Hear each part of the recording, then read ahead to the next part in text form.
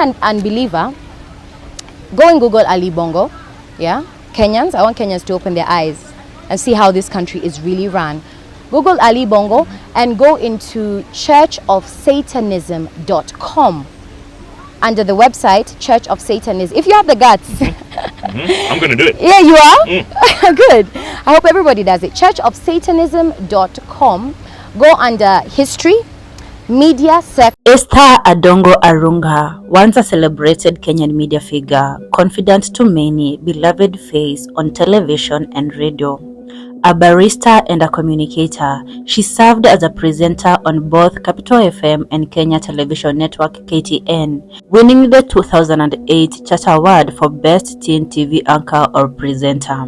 Her broadcast career looked destined for greatness. Born into a Seventh-day Adventist family, Esther grew up alongside a twin brother and 6 other siblings. She attended Kenya High School, then pursued dual degrees in communication and law at the University of Wollongong, Australia. Returning home, she completed her legal training at the Kenya School of Law and was admitted as advocate in 2009. In 2009, Esther joined the Finger of God Church, led by her distant relative Joseph Helon. She called off her engagement to church elder Wilson Malaba, moved into a church-owned mansion, and became heavily involved in the group's leadership. In February 2010, Esther, Helon, and Quincy Timberlake announced the founding of the Placenta Party, aiming for political office, Esther for Karachuonyo, and even the deputy presidency. She resigned from KTN that same day. Her public transition from media star to spiritual political leader stunned the nation. Shortly after the political unveiling, Esther and Helon were arrested for allegedly running an unregistered association, even though the church had been registered for 5 years. Laptops were confiscated, vehicles impounded. They claimed abuse in custody before being released on bail after 2 days. At this point, Esther's world shifted dramatically, from mainstream media to scandalous headlines.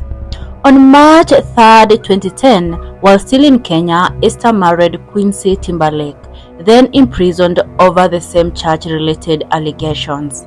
Despite the public backlash and her parents' opposition, their union marked a definitive shift in her life's trajectory. I am legally married to Quincy Timberlake. I'm disappointed in my father for having used his connections, or rather abused his connections to corridors of power to try and intimidate my husband. I thank God that it did not work. It did not work. But I am happy about one thing, that the state has finally confirmed my husband as a fully fledged Kenyan citizen. Fearing for her safety, Esther relocated with her husband to Australia via Dubai. There, she resumed legal work, becoming a barrister in New South Wales. She even signaled intentions to return to Kenyan politics and received interest from Al Jazeera to co-host a show. In June 2014, tragedy struck. Their 3-year-old son, Sinclair, died in their home in Kalango, Brisbane. Initially, Esther told emergency services he had fallen down the stairs, but post-mortem reports revealed severe blunt force trauma inconsistent with a fall. It was later revealed that Quincy believed Sinclair was possessed and attempted exorcism rituals, punching him in the stomach and throwing him against a wall to expel demons or alien embryos. Esther eventually relayed this horrifying account to police. Quincy was charged with murder. Esther was charged as an accessory after the fact.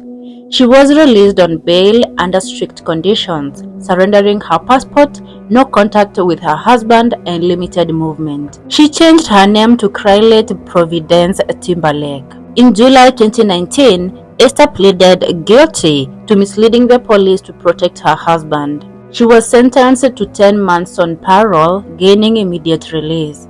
The judge expressed empathy, noting her cultural beliefs, grief, and the emotional trauma she had endured.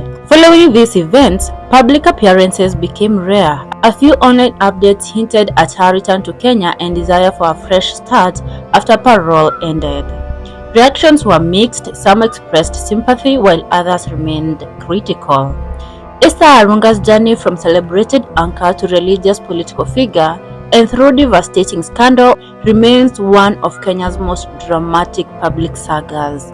It raises questions about influence, faith, cultural pressures, and mental health. Above all, it is a human story marked by tragedy, controversy, and the challenge of redemption.